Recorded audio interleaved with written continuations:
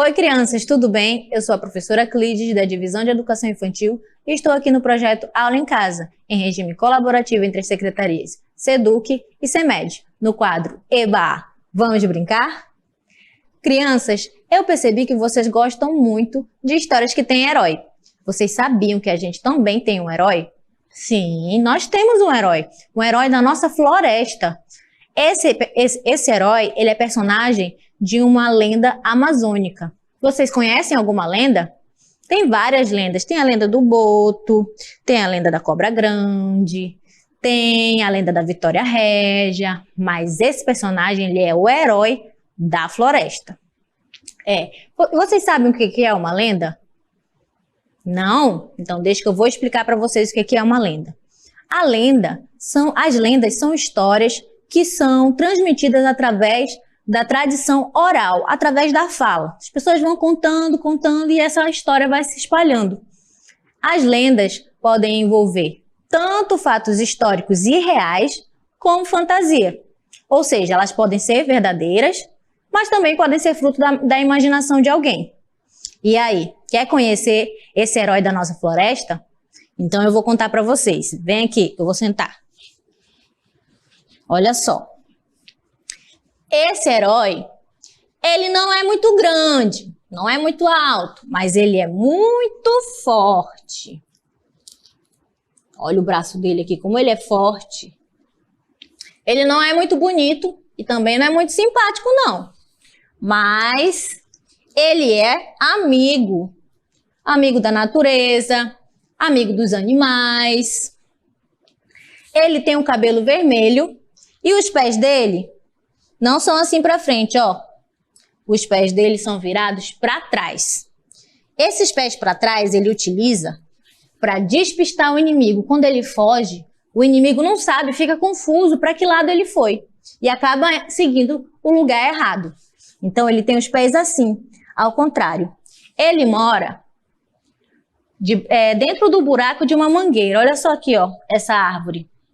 Ele mora dentro do buraco da mangueira e ele passa o dia ali, debaixo da sombra, comendo sua fruta preferida, que é a manga. E ali do buraco, ele fica, ó, observando tudo o que acontece, tanto de dia quanto de noite. Ele fica só observando a floresta. E ai daquela pessoa que entra na floresta para cortar uma árvore ou para machucar um animal. Ah, não. Ele fica uma fera e ele faz barulhos bem altos. E ele dá um assovio alto e agudo. Ai, esses barulhos são tão assustadores que os caçadores e os lenhadores fogem correndo assustados e com medo. É verdade. Se você for na floresta e ouvir um assovio,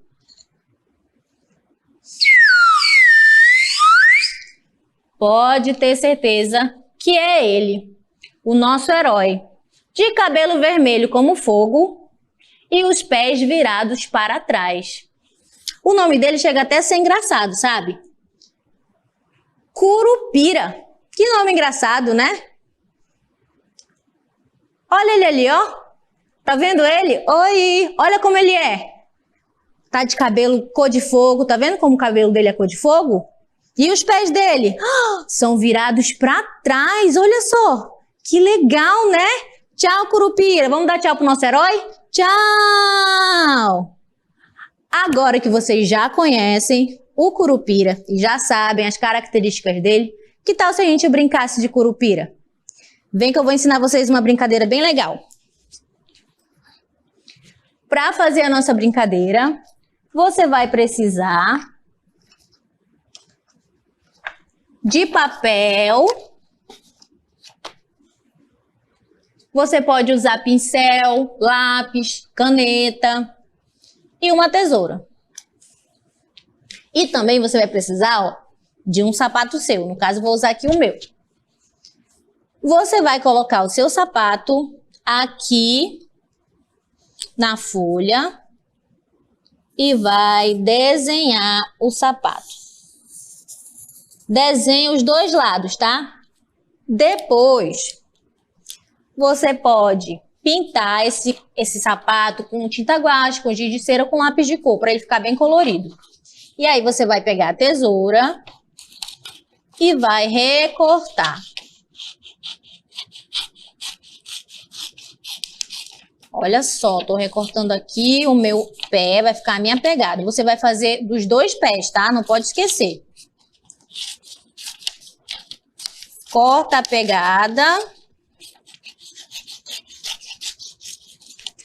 Olha só, tá vendo? A minha eu fiz no papel cartão, que era para vocês poderem ver melhor aqui, ó. Olha só, as 2 pegadas. E aí você vai pegar essas pegadas, você faz várias, tá bom? Que é para ficar uma trilha bem grande. Essa brincadeira quem me ensinou foi a professora Miriam, lá da minha escola. E aí, olha só, você vai colocar ela no papel ou você pode colocar direto no chão, tá vendo? Eu coloquei no papel porque eu quero usar ela várias vezes, então eu posso guardar e fazer de novo. Deixa eu colocar ela aqui no chão, olha como ficou grande. Pra gente brincar. E aí, como a gente não consegue ficar com os pés para trás igual o Curupira, a gente vai pular na nossa trilha. Combinado? Olha só, vamos seguir de acordo com a pegada. Você vai colocar ela em diferentes posições. Aqui tá para frente, ó. Então eu pulo para frente, para direita, esquerda, de costa. Que difícil. De frente. Consegui. E chega no final. Vou voltar, hein? Agora é ao contrário. Eu vou ter que fazer tudo ao contrário. De costa, de frente, direita, esquerda, de costa. Ah, que legal! Gostaram da brincadeira, crianças? Vamos fazer mais uma vez? Pra frente, direita, esquerda, de costa e de frente. Olha só que legal. E agora eu vou voltar de novo. De costa, de frente, direita, esquerda, de costa e de costa. Gostaram, crianças, de conhecer esse nosso herói da cultura popular brasileira? Então eu espero que vocês no próximo Eba, vamos brincar?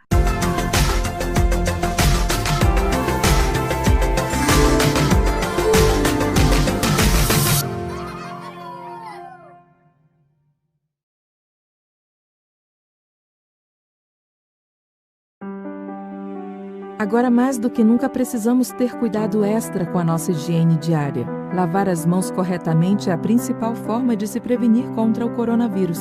O ideal é que essa limpeza dure pelo menos 20 segundos. Começa assim.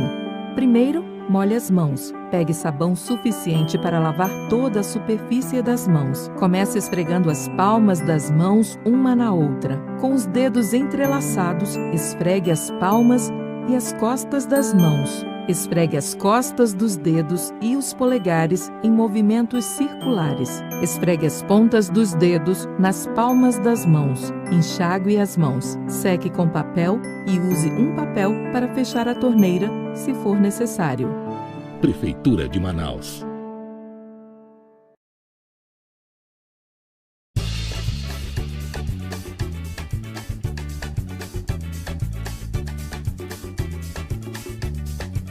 Prefeitura de Manaus.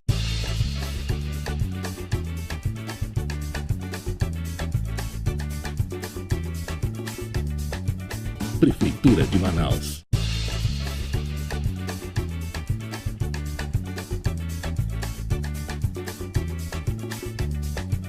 Prefeitura de Manaus.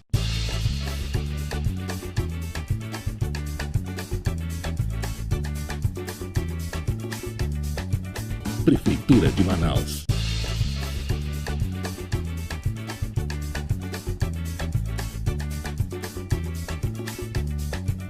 Prefeitura de Manaus.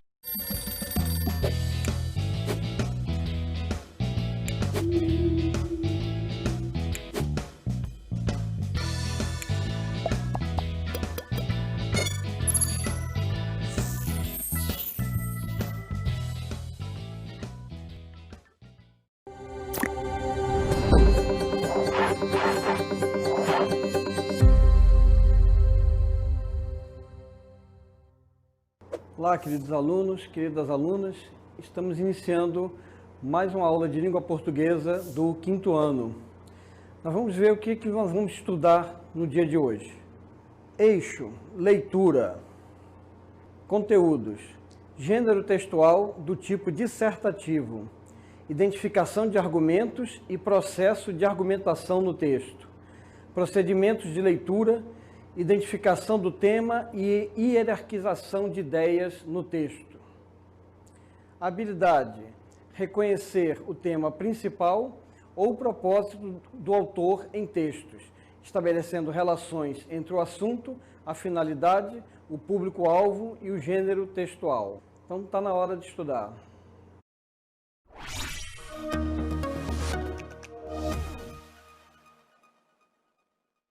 Bom, nós vamos ver hoje, então, os textos dissertativos. Nós vamos estudar alguns itens dentro desse tipo de texto.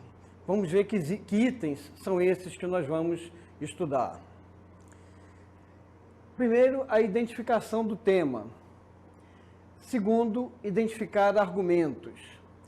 No terceiro, o processo de argumentação no texto. Quarto, a hierarquização de ideias no texto. E quinto, procedimentos de leitura. Então, começando pela identificação do tema. Nós já vimos na aula anterior que o tema, ele é o assunto sobre o qual o autor constrói o seu texto. Então, ele escolhe um assunto sobre o qual ele vai discutir, sobre o qual ele vai trabalhar. Esse assunto a gente chama de tema. Vamos ver o texto abaixo. Você conhece alguma festa popular? O carnaval, é claro. Mas você sabe há quanto tempo existem festas como o carnaval? Os povos das antigas civilizações faziam festas para homenagear seus deuses e agradeciam à natureza pelo alimento que colhiam da terra. Essas festas foram transmitidas de pais para filhos até os dias de hoje. Elas mostram o jeito de ser de cada povo, suas tradições e sua cultura. No Brasil, as tradições portuguesas uniram-se à dança indígena e ao batuque africano. O maracatu tem trajes e danças que lembram os antigos guerreiros, e a festa do divino, de origem portuguesa, tem danças folclóricas de origem africana. Danças como a congada e o moçambique vieram da cultura africana. O cateretê e os caboclinhos são danças de origem indígena. Festas como Bumba Meu Boi narram lendas por meio de dança. E a cavalhada narra a história de antigas lutas. Parece um teatro ao ar livre, sempre com roupas muito coloridas e máscaras curiosas. Em dezembro, a Folia de Reis celebra o nascimento do menino Jesus. E na virada do ano, a Rainha do Mar, Iemanjá, é homenageada nas águas do oceano. São muitas as festas populares. Com elas, aprendemos uma porção de coisas: histórias, lendas, comidas típicas, músicas e artesanatos. Conhecer as festas populares é conhecer o seu próprio povo. Bom, nesse texto, nós podemos identificar que o tema, ou seja, o assunto do texto, seria sobre as festas populares, né, brasileiras, as festas apenas que são realizadas no Brasil. Isso fica evidente pelo fato de o autor descrever diversos tipos de festas populares que acontecem no Brasil. Então vamos começar agora a ver a identificação de argumentos. Nesta fase, observamos quais argumentos o autor utilizou para defender seu ponto de vista. O autor cita diversas festas populares e o que elas representam. Então ele fala das festas e o que cada uma delas representa. No final do texto, ele nos fala que com essas festas aprendemos várias coisas como histórias, lendas, etc. A descrição das festas serve para mostrar sua importância para a cultura brasileira. Então vamos só dar uma olhadinha nessa situação. No caso, o argumento que ele está usando aí são os tipos de festas. Ele mostra todas as festas, trabalha com o que representa cada uma tem um tipo de representação. O nascimento de Jesus, a virada do ano representada na festa de Iemanjá, guerreiros que eram utilizados antigamente em alguns lugares como a África, por exemplo, que tinha muitas guerras entre as tribos. Então ele mostra o que acontece nessas festas e depois ele nos fala que isso serve para nos mostrar a própria cultura dessas festas, o que ela representa para a cultura brasileira. Nós assimilamos a cultura dos portugueses, dos indígenas e dos africanos para formar a cultura brasileira. Isso nos mostra a nossa própria história, o que aconteceu com o Brasil quando estava na sua formação, com esses povos servindo para unir o Brasil como sendo um país só. Então vamos agora ver o processo de argumentação no texto. Como é que se processa isso? São elementos que poderão ser utilizados para fortalecer ainda mais os argumentos utilizados pelo autor, auxiliando a convencer os leitores das suas ideias. Então, esse processo de argumentação serve para que os argumentos que forem utilizados, esses argumentos aqui, eles fiquem ainda mais fortalecidos. E com isso, o autor vai ser auxiliado a convencer de uma maneira mais efetiva os leitores das ideias que ele está defendendo. Sempre lembrando que argumentação, ou seja, um texto argumentativo, é um texto que vai tentar convencer o leitor das ideias do autor. Bom, aqui nós temos a nossa aluna perguntando quais os tipos de argumentação que poderão ser utilizados. Então vamos tentar responder para ela. Nós separamos aqui dois tipos de argumentação, como exemplos de processo de argumentação no texto. Nós temos a argumentação por citação e argumentação por comprovação. Vamos ver cada uma delas. Argumentação por citação. Argumentar utilizando citação ocorre quando mencionamos opiniões de especialistas em uma determinada área. Opinião esta que validará o nosso ponto de vista. Ou seja, quando nós queremos escrever um texto argumentativo, sempre lembrando que um texto argumentativo, a ideia dele é de você convencer a pessoa que está lendo de que o seu ponto de vista é o correto, nós usamos a opinião de especialistas exatamente para mostrar que essa opinião não é exclusivamente minha. Não sou só eu que penso desse jeito. Tem outras pessoas que são especialistas na área, são de repente até mais capacitadas do que você, para poder confirmar que aquela ideia que você está defendendo é correta. Então, usar opinião de especialistas para poder defender o seu ponto de vista é um dos tipos de argumentação que nós utilizamos, para fazer com que o nosso leitor fique convencido da validade do que você está falando. O próximo item seria o exemplo da argumentação por citação. Então, nós vamos ver aqui um exemplo. Segundo os pesquisadores, há duas grandes semelhanças da SPT 0418-47 com a Via Láctea. Isso aqui está falando de duas galáxias. Essa galáxia que eles deram só um número e a Via Láctea, que é a galáxia onde a gente vive. Galáxia que abriga a Terra. Ambas são um disco que gira em torno do próprio eixo e formam uma aglomeração de estrelas ao redor do centro galáctico. A diferença é que a Via Láctea tem braços em espiral.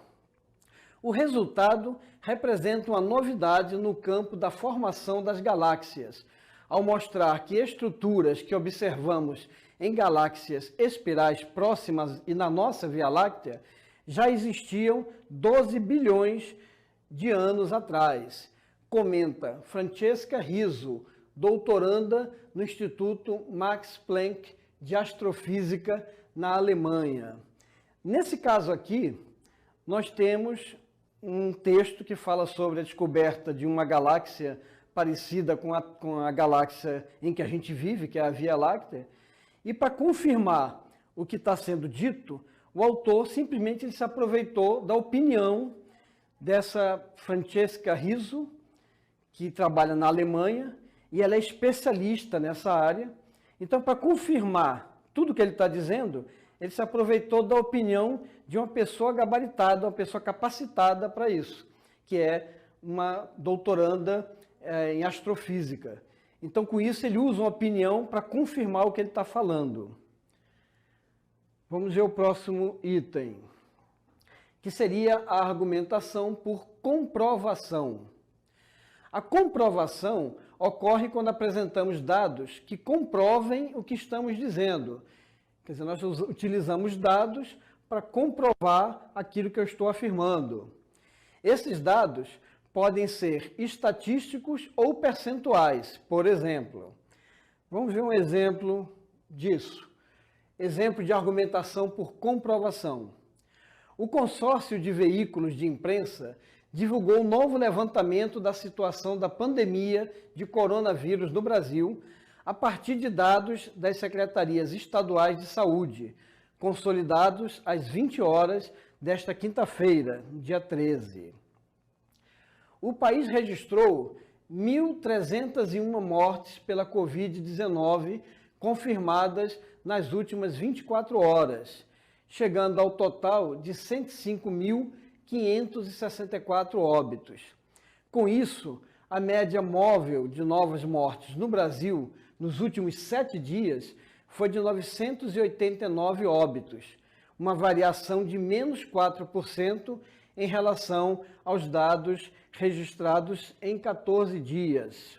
Então, voltando aqui, a argumentação por comprovação, nós utilizamos esses dados, ou seja, a quantidade de mortes, em que tempo isso ocorreu, no caso 24 horas, o número total de óbitos, vendo os últimos 7 dias quantos óbitos ocorreram, em percentuais, quanto isso representa. Então foram utilizados aqui, por exemplo,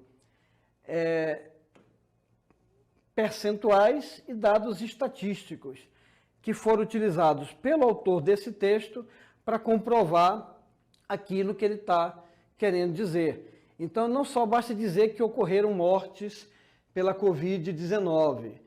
Para você mostrar que a situação é uma situação séria, você não basta dizer que a situação é séria, você tem que comprovar que realmente ela é séria. E com isso se usa dados estatísticos, a quantidade de mortes, quantas pessoas estão infectadas e assim por diante. Tá? Então vamos continuar vendo mais itens desse nosso texto. Vamos trabalhar a hierarquização de ideias no texto. Novamente nós temos a nossa aluna perguntando o que significa hierarquização. Hierarquização é você pegar as ideias, você vai definir a ideia central do texto, qual é a ideia, digamos assim, principal, e as ideias periféricas ou auxiliares, que auxiliarão o autor no convencimento do leitor a respeito da ideia central.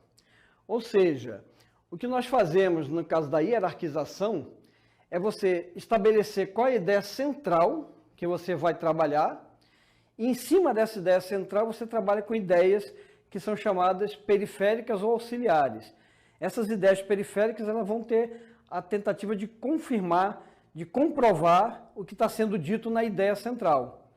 Então, ela reforça o que a ideia central está dizendo, a ideia que ela tenta passar. Com isso, você tenta convencer o leitor da sua opinião, mostrar que a sua opinião está correta. Um exemplo de hierarquização de ideias no texto.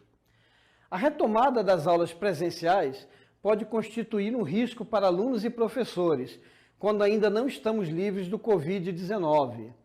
Após uma aparente queda no número de casos e mortes por Covid-19, vemos que novos casos têm surgido todos os dias. O número de alunos e professores que utilizarão transporte público representará uma aglomeração em ônibus e paradas de ônibus, o que aumenta o risco de infecção. Além disso, a utilização de aulas à distância tem se mostrado útil para um grande número de alunos, evitando assim o contato e aglomeração nas escolas. Ou seja, nós podemos observar aqui que nós temos uma ideia principal. A ideia principal é que a retomada das aulas presenciais pode constituir um risco para alunos e professores. Essa é a ideia principal. E aí ele usou várias ideias secundárias para reforçar o que foi dito aqui. As ideias secundárias que reforçam que as aulas presenciais são um risco é que o número de casos e mortes por Covid-19 eles têm surgido todos os dias, quer dizer, tem aumentado.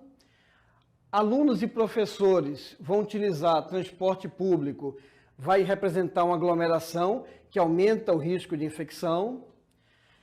Ele também argumenta que a utilização de aulas à distância, ela tem se mostrado útil para um grande número de alunos, evitando contato e aglomeração nas escolas.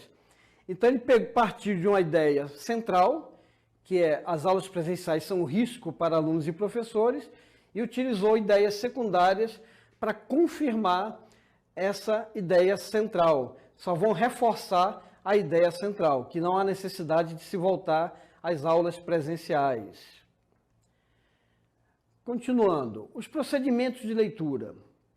Aqui já se refere ao leitor, a pessoa que está lendo o texto. O que o leitor pode fazer quando ele está lendo um texto?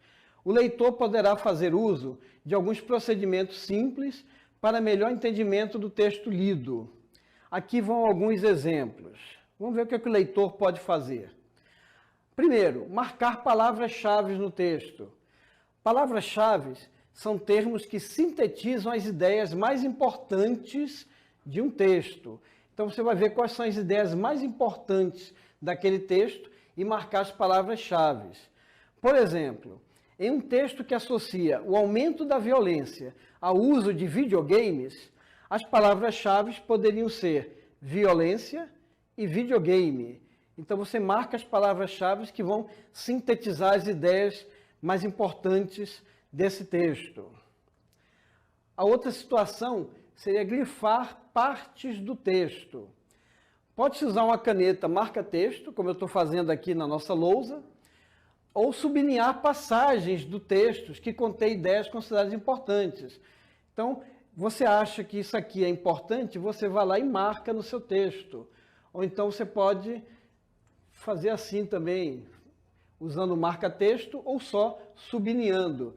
Você vai pegar as ideias mais importantes e vai marcar esses trechos, para que depois você pode ler só esses trechos e você vai ter uma ideia geral do assunto que está sendo desenvolvido. E também nós podemos resumir o texto. Lembrando que é importante não confundir resumir com copiar partes do texto. Resumir é condensar o texto, concentrando-se nas ideias mais importantes abordadas nele. Ou seja, não é só copiar determinada parte, é ler o texto e você resumir o que você considera de mais importante dentro deste texto. Resumindo, para que possamos ter um bom entendimento dos textos lidos, é importante atentarmos para os seguintes pontos. Identificar o tema, que é o assunto do texto. Identificar quais os argumentos utilizados para a defesa do ponto de vista do autor. ver quais processos de argumentação foram utilizados pelo autor do texto para desenvolver e defender seu ponto de vista, identificar a hierarquização de ideias no texto, ou seja, qual a ideia central e quais as ideias secundárias ou auxiliares o autor utilizou para a defesa de seu ponto de vista. E também quais procedimentos de leitura o leitor poderá utilizar para obter uma maior compreensão do texto lido. Então, o que a gente tem que fazer é atentar para esses pontos e, se usar esses pontos que nós destacamos agora, vocês vão ter o melhor aproveitamento no entendimento do que está sendo abordado naquele texto. Qual é o assunto e qual é o ponto de vista que está sendo defendido nesse texto. Para a gente ver se ficou tudo claro, nós vamos agora fazer um exercício em cima do que a gente viu até esse momento. Então vamos para o exercitando.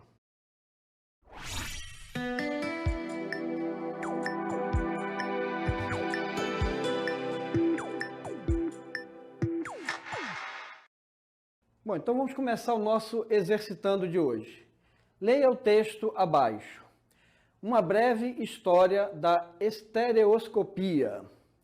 Camadas de história constroem o atual sucesso do 3D no cinema e seu ingresso nas salas de estar, com os aparelhos de televisão. Nossos bisavós, a partir de meados do século XIX e início do XX, já namoravam a tecnologia, hoje redescoberta. Em 1833, o inglês Charles Wheatstone construiu um aparelho de espelhos muito simples, mas engenhoso, por meio do qual se visualizavam desenhos tridimensionais em relevo. Um olho mirava uma foto, o outro sua equivalente, sua quase gêmea, e no cérebro se dava a fusão mágica. Esse aparelho, o estereoscópio, ainda hoje encontrado nas feiras de antiguidade, foi o precursor do 3D. Ao casar-se com a fotografia, invenção ainda na infância, detonou uma explosão de imagens tridimensionais que se valiam da riqueza de detalhes que surgiam especularmente dos retratos de famílias e de paisagens. Essa combinação, a união de duas tecnologias ainda imberbes, fez expandir o consumo de imagens que pareciam brotar da superfície. Então vamos ver agora, vamos tentar entender esse texto. O tema desse texto é, letra A expansão da tecnologia 3D, a influência da tecnologia 3D, a origem da tecnologia 3D, o resultado da tecnologia 3D ou o sucesso da tecnologia 3D. Vamos para o segundo texto.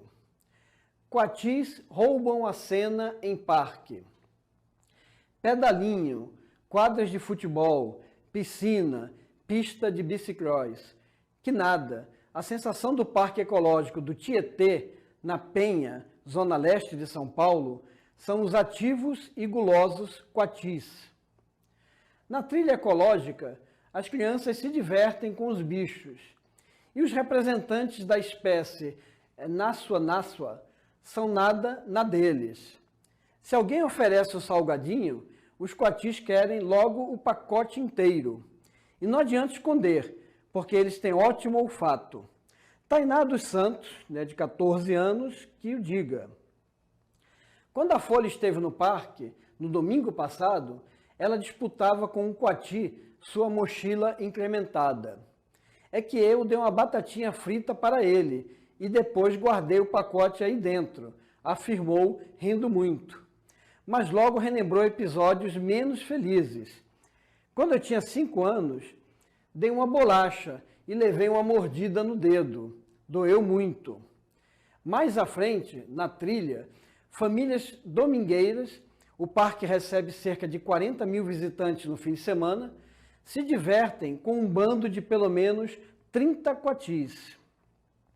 Alimentar os coatis traz risco à saúde dos bichos e das pessoas. A contaminação por raiva é avaliada constantemente nos animais, mas não é possível garantir que o coati não tenha pego a doença recentemente, explica Liliane Milanello, que coordena o Centro de Recuperação de Animais Silvestres do Parque. Segundo a veterinária, se as pessoas não pararem de dar comida aos coatis, os animais poderão ser retirados do local. Então, a gente também vai tentar identificar qual é o tema desse texto. Letra A, alimentação de coatis no parque. Letra B, diversão no parque. Letra C, fim de semana no parque. Ou a letra D, presença de coatis. Bom, então vocês vão ter um tempinho para resolver essa questão, nessas duas questões, e daqui a pouco nós voltamos dando o resultado de cada uma delas. Então, daqui a pouco a gente volta.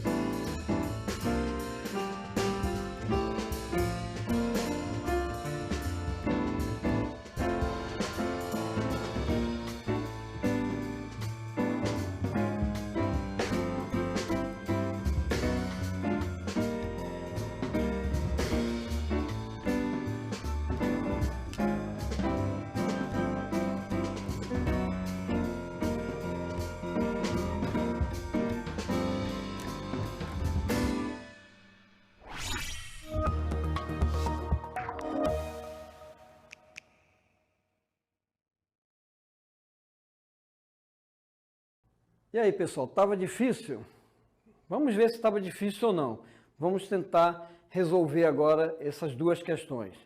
Bom, então leia o texto abaixo. Uma breve história da estereoscopia.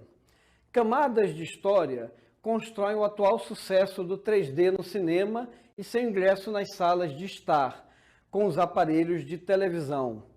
Nossos bisavós, a partir de meados do século XIX e início do XX, já namoravam a tecnologia hoje redescoberta.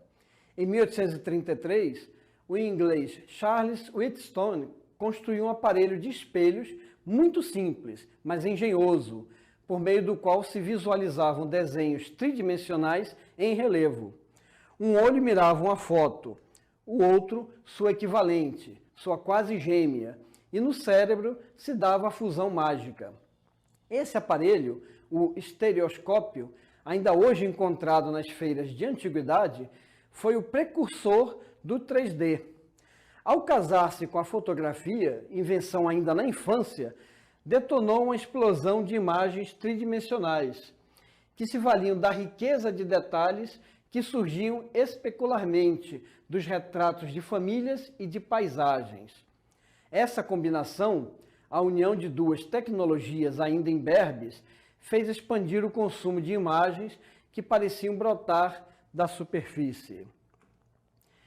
Então vamos ver, o tema desse texto é, letra A expansão da tecnologia 3D, letra B, a influência da tecnologia 3D, letra C, a origem da tecnologia 3D, letra D, o resultado da tecnologia 3D, ou a letra E, o sucesso da tecnologia 3D. Vamos ver qual é a resposta correta. A resposta correta é a letra C, a origem da tecnologia 3D. Se a gente for observar aqui o início do texto, nós vemos que ele fala que essa tecnologia 3D que hoje a gente vê no cinema e vê até nas salas de estar, ela começou com os nossos bisavós. Inclusive, ele fala aqui no início do século XIX, no final do século XIX, início do século XX. E ele mostra o que foi feito por esse inglês Charles Wheatstone, quando ele tentou construir aparelhos que fizessem uma imagem em 3D. Aparelhos que a gente encontra ainda em feiras de antiguidade. E quando o 3D se juntou com a fotografia. Tudo isso lá no final do século XIX, início do século XX. Então, nesse caso aqui, o que ele nos traz é a origem da tecnologia, como é que ela começou, o início de tudo.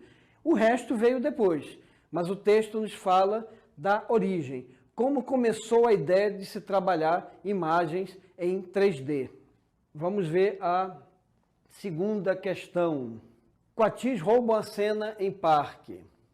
Pedalinho, quadras de futebol, piscina, pista de bicicross. Que nada. A sensação do Parque Ecológico do Tietê, na Penha, zona leste de São Paulo, são os ativos e gulosos coatis. Na trilha ecológica, as crianças se divertem com os bichos e os representantes da espécie Nassua são nada na deles. Se alguém oferece um salgadinho, os coatis querem logo o pacote inteiro. E não adianta esconder, porque eles têm ótimo olfato. Tainá dos Santos 14 que o diga. Quando a Folha esteve no parque, no domingo passado, ela disputava com um coati sua mochila incrementada. É que eu dei uma batatinha frita para ele e depois guardei o pacote aí dentro, afirmou, rindo muito. Mas logo relembrou episódios menos felizes. Quando eu tinha 5 anos, dei uma bolacha e levei uma mordida no dedo. Doeu muito. Mais à frente, na trilha, famílias domingueiras, o parque recebe cerca de 40 mil visitantes no fim de semana, se divertem com um bando de pelo menos 30 coatis. Alimentar os coatis traz risco à saúde dos bichos e das pessoas. A contaminação por raiva é avaliada constantemente nos animais, mas não é possível garantir que o coati não tenha pego a doença recentemente, explica Liliane Milanello, que coordena o Centro de Recuperação de Animais Silvestres do Parque.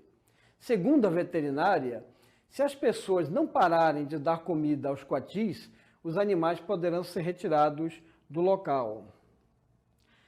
Então vamos ver qual é o tema desse texto. A. Alimentação de coatis no parque. Letra B.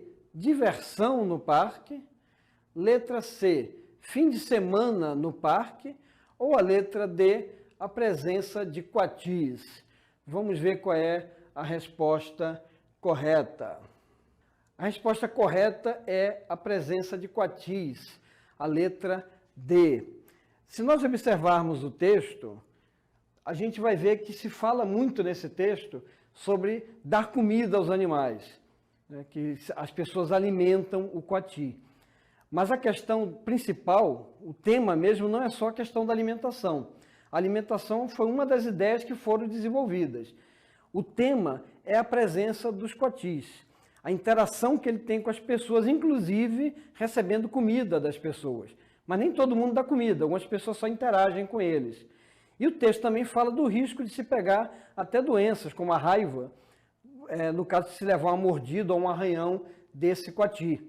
Então, a questão não é só a alimentação dos coatis, o que poderia aparecer aqui na letra A, mas é a presença de coatis no parque e tudo que acontece com a presença deles e essa interação que eles têm com as pessoas, ok? Então, o que nós temos para ver agora vai ser o resumo do nosso conteúdo de hoje.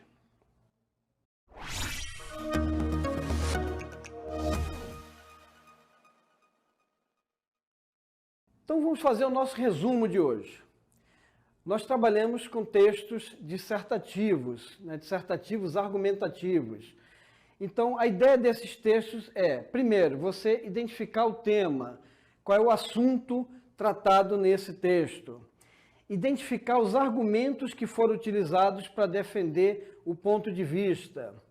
Que processos de argumentação foram utilizados para reforçar as ideias que você está tentando defender nesse texto.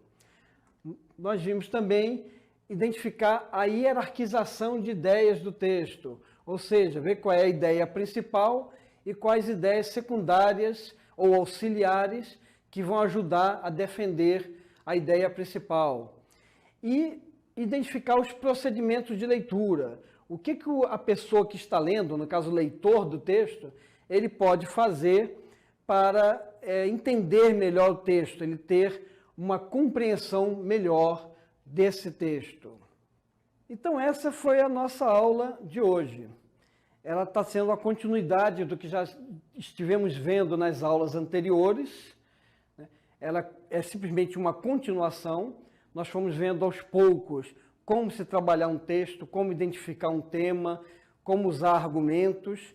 E nessa última aula nós só fizemos desenvolver um pouco mais essa ideia da argumentação, da defesa de uma tese, dos tipos de argumentos que você pode utilizar para trabalhar melhor o seu texto. Sempre lembrando que, para que a gente possa realmente compreender esses assuntos, nós precisamos sempre trabalhar, precisamos exercitar isso. Ou seja, quando vocês estiverem lendo um texto, procurem utilizar tudo isso que a gente viu aqui, marcar um texto, fazer um resumo, destacar palavras-chave, tentar entender qual é o tema, qual é a tese, quais são os argumentos, e sempre tentar utilizar isso no texto, que vai ser a única maneira que nós temos de poder compreender realmente como se trabalhar um texto argumentativo, um texto que você vai tentar convencer alguém do seu ponto de vista, da sua ideia. Tá? Então, por hoje é só. Nos vemos na próxima aula. Até lá!